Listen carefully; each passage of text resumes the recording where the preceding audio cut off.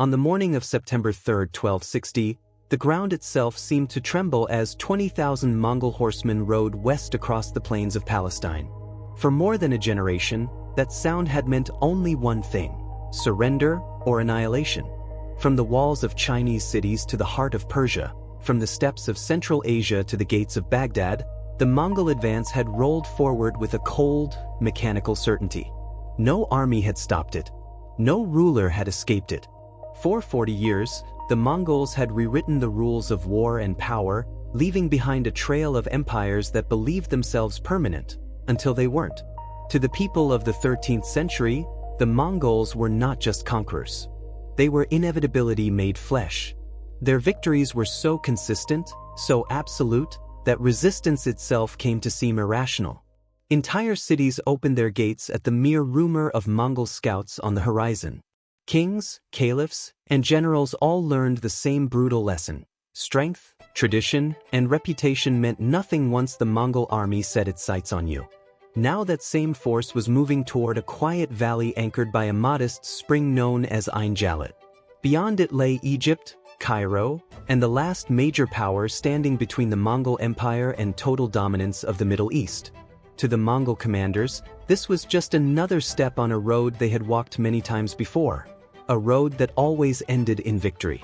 But what they could not see, and what history was about to reveal, was that this familiar road was about to become something else entirely. For the first time in 40 years, the unstoppable was about to be tested. To understand why the Mongols seemed impossible to defeat, you have to set aside romantic images of medieval warfare and look instead at the cold mechanics of how they fought. The Mongol army was not a loose collection of raiders driven by chaos or brute force. It was a system, refined, disciplined, and relentlessly practical. Every rider was both cavalryman and archer, capable of firing accurately at full gallop while maintaining formation. This alone gave them an edge most armies never solved. Infantry could not catch them. Heavy cavalry could not outmaneuver them. They chose when to fight, where to fight, and when to disappear, turning the battlefield into a place of constant uncertainty for their enemies. Mobility was the Mongols' greatest asset, but organization was what made that mobility lethal. Their armies were structured with mathematical precision, divided into units of tens, hundreds, and thousands, each with clearly defined roles and commanders. Orders moved quickly through flags, horns, and mounted messengers, allowing entire formations to shift direction or change tactics in minutes.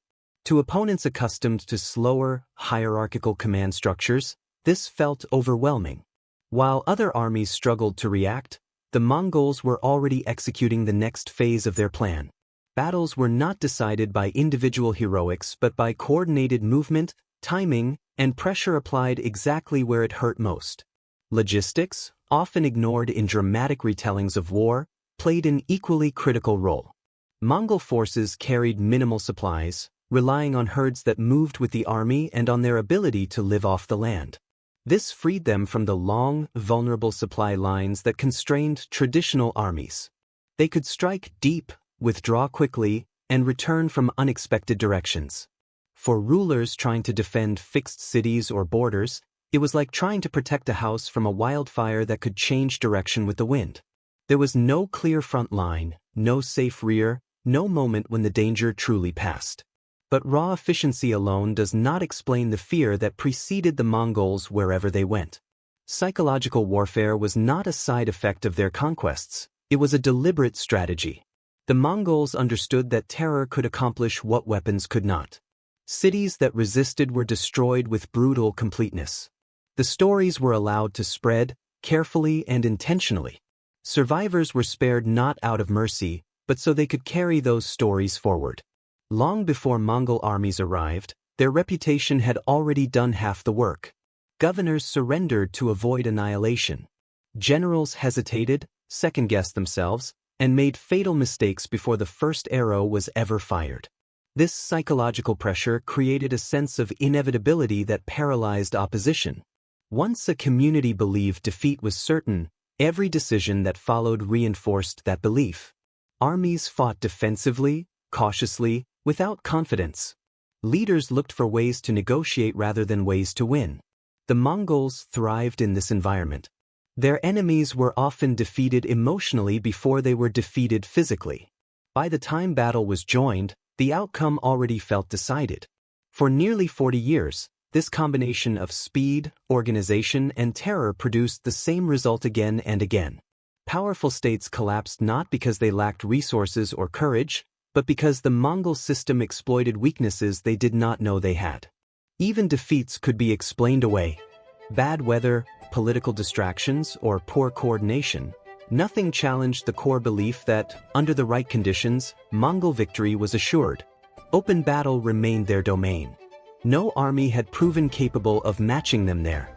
By 1260, this track record had hardened into doctrine and assumption. Mongol commanders trusted their methods completely, and why wouldn't they? Every lesson they had learned reinforced the same conclusion. Pursue a retreating enemy, maintain pressure, and victory would follow. To face the Mongols was to face an opponent who believed not only in their strength, but in the inevitability of their success. That belief was their greatest weapon, and as Ain Jalut would soon reveal, the seed of their greatest vulnerability. To the Mongols, most enemies blended together. They were variations on a familiar theme: armies raised from peasants, nobles bound by feudal obligation, or temporary coalitions held together by politics and fear. The Mamluks were something else entirely. They did not fit the categories the Mongols had learned to dominate, and that difference mattered far more than numbers or reputation. Where Mongol power had grown out of mobility and adaptability across vast distances, Mamluk strength was forged through focus, discipline, and an almost obsessive commitment to mastery of war. The Mamluks were not born into their role as warriors. They were purchased. Taken as children from the steppes, the Caucasus, and Central Asia, they entered the Islamic world as slaves, stripped of family, tribe, and prior identity. But this status, paradoxically, became their greatest advantage. With no land to inherit and no political faction to serve, their entire existence was oriented around a single purpose: military excellence. From a modern perspective, it is tempting to see this system as cruel or unstable. Yet in the 13th century, it produced one of the most professional fighting forces the world had ever seen. Unlike feudal armies, where soldiers split their lives between farming, governance, and warfare, Mamluks trained year-round. From an early age, they lived within a rigid martial culture that emphasized loyalty, discipline, and personal skill. They were educated in tactics, drilled in formations, and conditioned to obey orders without hesitation. Their commanders were not distant aristocrats but veterans who had risen through the same system, men who understood exactly what their troops could do because they had once done it themselves. This created a rare level of trust between leadership and fighters, something many medieval armies lacked. At the center of Mamluk identity was cavalry combat, refined to a level of specialization that few opponents could match. They were not generals. They were not designed to campaign endlessly across continents. They were precision instruments built for decisive encounters. Their training focused relentlessly on mounted archery, swordsmanship, and coordinated charges, practiced until movements became instinctive. Riding at speed, striking accurately, and maintaining cohesion under pressure were not battlefield adaptations for the Mamluks. They were the foundation of their daily lives. Where other armies hoped their soldiers would rise to the occasion, the Mamluks engineered their soldiers to perform without thinking. This specialization shaped how they viewed warfare itself.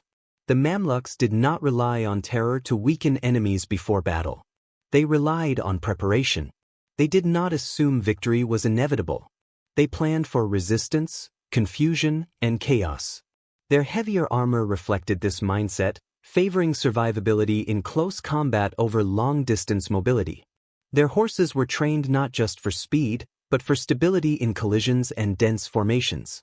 Every detail pointed toward a single scenario, the moment when cavalry met cavalry and the outcome would be decided face to face. Strategically, this placed the Mamluks in sharp contrast to the Mongols. Mongol commanders valued flexibility and pursuit, exploiting open terrain and broken enemy formations.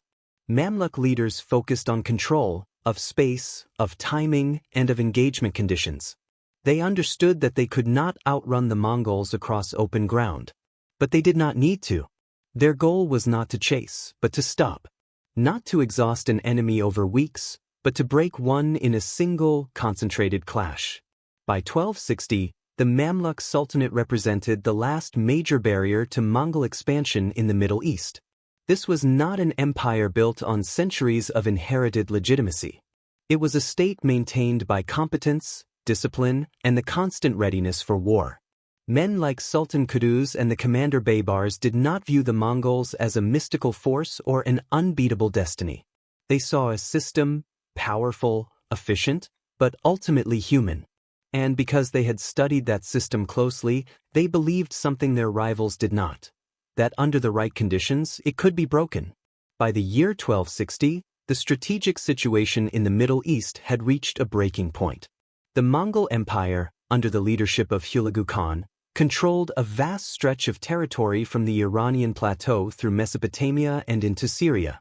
The fall of Baghdad 2 years earlier had sent shockwaves through the Islamic world, not only because of its destruction, but because it signaled that no center of power was beyond reach. For Cairo, the capital of the Mamluk Sultanate, the implications were clear. If the Mongol advance continued unchecked, Egypt would be next. There would be no safe refuge farther west, no powerful ally waiting to intervene. This was not a distant threat, it was an approaching deadline. Yet the Mongols themselves faced constraints that were less visible to their enemies. Hulagu had withdrawn the bulk of his forces eastward to deal with succession politics following the death of the Great Khan. What remained in Syria was still formidable, but it was no longer overwhelming. Command of this forward army fell to Kitbuka, a seasoned general with years of experience and an unshakable confidence in Mongol methods. His mission was straightforward: maintain pressure, eliminate the Mamluks, and complete Mongol domination of the region. From his perspective, the outcome was a matter of time, not uncertainty. For the Mamluks, time was precisely what they did not have. Sultan Qutuz understood that a prolonged campaign would favor the Mongols. Their mobility, intelligence networks, and reputation would erode resistance city by city. A defensive posture, however strong, would eventually collapse under constant pressure. If the Mamluks were to survive, they would have to force a decisive engagement on terms of their own choosing. This realization marked a shift from reactive defense to deliberate confrontation, a risky decision, but the only one that offered a chance of ending the threat permanently. At the center of this strategic gamble stood Baybars. Unlike many commanders of his era, Baybars did not rely on tradition or inherited doctrine. He relied on observation. During the Mongol conquest of Syria, he had watched their armies in motion, studied how they deployed, how they pursued, and how they responded to resistance. He understood that Mongol victories were not random acts of superiority, but the result of consistent behavioral patterns repeated with discipline. And patterns, once identified, could be exploited. Baybars recognized that Mongol doctrine placed enormous faith in pursuit. Time and again, Mongol commanders had turned feigned retreats and broken enemy withdrawals into devastating victories. Fleeing opponent was not merely an opportunity, it was confirmation that the system was working. This confidence was reinforced by decades of success against enemies who collapsed under pressure, scattering in panic and abandoning cohesion. The Mongols had learned, through experience, that retreat equaled defeat.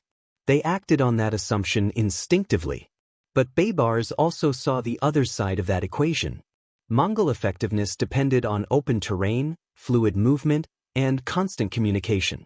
When those elements were disrupted, by broken ground, constrained space, or unexpected resistance, their advantages diminished. The challenge was not to match Mongol speed, but to channel it. Not to confront their strength head-on, but to guide it into a position where it became a liability rather than an asset. The valley near Ain Jalut offered exactly that possibility. Its terrain limited maneuverability and forced pursuing forces into narrower corridors. Units that moved too quickly risked outpacing their support, stretching formations and weakening coordination. Baybars understood that if he could draw the Mongols into such an environment while maintaining the appearance of vulnerability, their own doctrine would do the rest. They would advance aggressively, confident in a familiar script, unaware that the conditions had quietly changed. Identifying this weakness required more than tactical insight. It required patience and restraint. Baybars had to trust that his forces could maintain discipline under pressure, retreat without panic, and wait for the precise moment to strike. It was a strategy built on deep understanding rather than brute force, a deliberate attempt to turn the Mongols' greatest strength into the source of their undoing. As the two armies moved closer to Ain Jalut, the outcome would depend not on who was faster or more feared, but on who understood the battlefield, and their enemy, more completely. Dawn broke over the valley of Ain Jalut with the quiet confidence of routine. For Kitbuka and the Mongol vanguard, the scene below looked exactly as expected.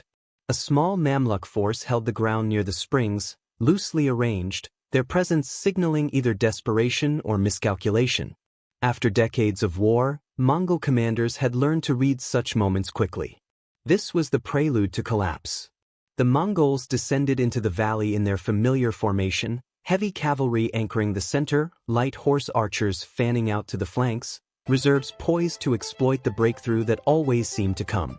It was a system that had worked from northern China to Eastern Europe, and there was no reason to doubt it now. As the distance closed and arrows began to fly, something unexpected happened. Instead of standing their ground or breaking into chaos, the Mamluks began to withdraw. The movement was smooth, deliberate, and just restrained enough to suggest discipline under pressure rather than panic. To Kitbuka, this confirmed what experience had taught him again and again: the enemy was giving way. Pursuit was not merely an option, it was doctrine. The Mongol army surged forward, increasing speed, pressing the advantage, confident that the familiar rhythm of victory had begun. What made this retreat so effective was not speed, but control. Baybars calibrated every movement with precision. The Mamluks pulled back fast enough to appear shaken, yet slow enough to remain tantalizingly within reach. Their formation stayed intact, but loose, mimicking the early stages of collapse Mongol officers had seen countless times before. When pressure mounted, small groups peeled away from the main force, simulating the fragmentation that usually preceded total defeat. Each visual cue reinforced the same conclusion in Mongol minds: the enemy was breaking. The psychology of pursuit did the rest. Mongol commanders had been trained to exploit retreat relentlessly. A fleeing enemy was vulnerable, scattered, and ripe for destruction. Past victories reinforced this belief so deeply that hesitation felt unnatural. As the chase extended deeper into the valley, Mongol units began to stretch out. Faster elements surged ahead, eager to finish the fight, while slower ones lagged behind. The tight coordination that defined Mongol success began to thin, not through error, but through confidence. By the time Kitbuka committed his reserves to the pursuit, the army was fully invested in a single direction, its attention fixed on the retreating Mamluks ahead. That was the moment Baybars had been waiting for. Hidden in the hills on either side of the valley, two large Mamluk forces had remained perfectly still, silent, and unseen. When the signal came, they emerged with explosive force, charging down from the high ground in unison. The effect was immediate and devastating. In an instant, the Mongols found themselves surrounded, attacked from the flanks and rear by fresh cavalry moving at full speed. What had been an open pursuit became a confined battlefield choked with dust, noise, and confusion. Mongol communication systems, so effective in open terrain, collapsed under the chaos. Signals were lost. Commanders could not locate their units. The precision that had defined Mongol warfare dissolved into fragmented pockets of resistance. In this environment, the balance of skill shifted dramatically.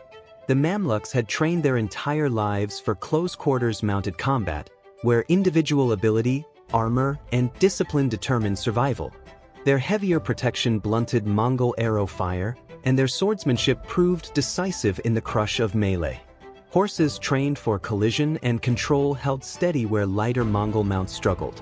As the fighting intensified, Kitbuka attempted to rally his forces, but the situation had already turned beyond recovery. Surrounded, disorganized, and caught off guard, Mongol resistance unraveled. When Kitbuka himself was struck down, the psychological center of the army collapsed with him. What followed was not an orderly retreat, but disintegration. The army that had never lost an open battle broke apart, its survivors fleeing not with confidence, but with disbelief. In the dust of Ain Jalut, something far larger than a single army died. The idea that the Mongols were unbeatable in direct combat was shattered in a matter of hours. Babar's trap had worked not because it relied on chance, but because it exploited certainty. By turning Mongol doctrine against itself, the Mamluks achieved what no one else had managed in 40 years. The world's most feared army had been defeated, not by overwhelming force, but by understanding, discipline, and timing.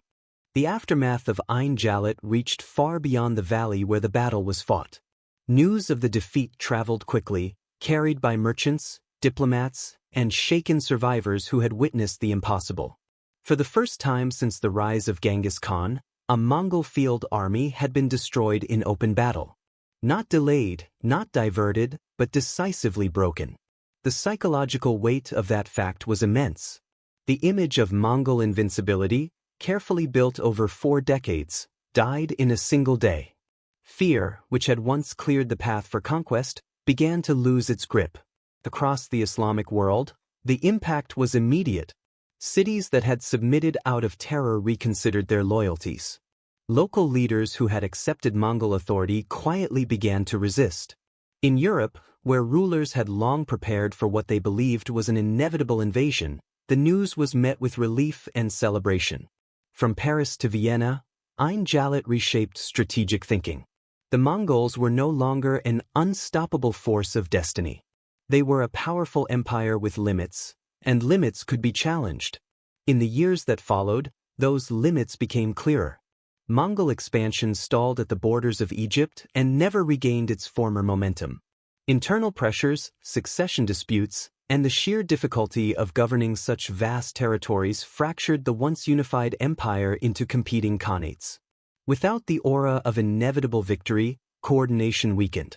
Regional powers found space to breathe, rebuild, and assert themselves. The Mamluk Sultanate emerged not just as a survivor, but as a central force in Middle Eastern politics, shaping the balance of power for generations to come. Ain Jalut stands as a reminder that history does not always belong to the largest army or the strongest reputation. It belongs to those who understand systems, recognize patterns, and act with clarity when the moment arrives. Baybars did not defeat the Mongols by matching their strength. He defeated them by understanding it, and then turning it against them. If you're interested in moments like this, where strategy reshapes the course of history and disciplined thinking triumphs over raw power, there's more to explore. Watch the next video to see how this victory helped lay the groundwork for the rise of new empires, including the Ottomans. And if stories of strategic insight and historical turning points resonate with you, subscribe to the channel. Every battle has a lesson, and some of them still matter today.